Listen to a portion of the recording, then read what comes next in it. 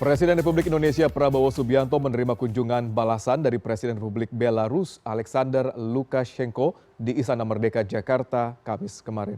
Melalui pertemuan ini, kedua negara memasuki babak baru kerjasama bilateral, salah satunya lewat peluncuran roadmap penguatan kerjasama Indonesia-Belarus 2026-2030.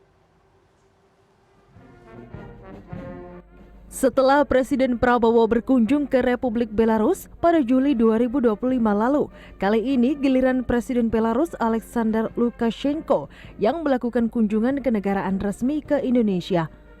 Tiba di Istana Merdeka Jakarta pada Kamis siang, kehadiran Presiden Belarus dan delegasi disambut dengan upacara kenegaraan resmi. Presiden Prabowo dan Presiden Lukashenko juga tampak kompak saat melakukan inspeksi pasukan jajar kehormatan bersama sebelum memasuki istana dan melaksanakan bilateral meeting.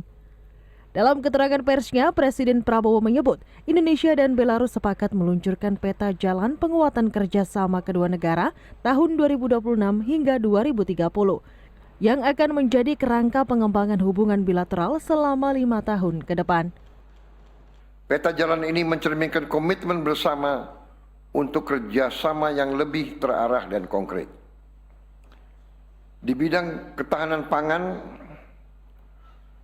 kita bertekad untuk terus meningkatkan kerjasama. Lebih lanjut, Presiden Lukashenko juga mengungkapkan jika kunjungannya ke Indonesia kali ini sudah direncanakan sejak tahun lalu, sehingga berbagai hal terkait rencana kerjasama kedua negara dapat mulai direalisasikan melalui pertemuan ini. Dan kami melihat sendiri bahwa apa yang dilakukan ini ada suatu kerja besar. Saya ingin sekali lagi menetapkan bahwa apa yang kita sudah rencanakan sekarang direalisasikan. Ya, negara besar seperti Indonesia, kami juga punya sesuatu yang Anda juga perlukan. Tidak hanya Anda perlu.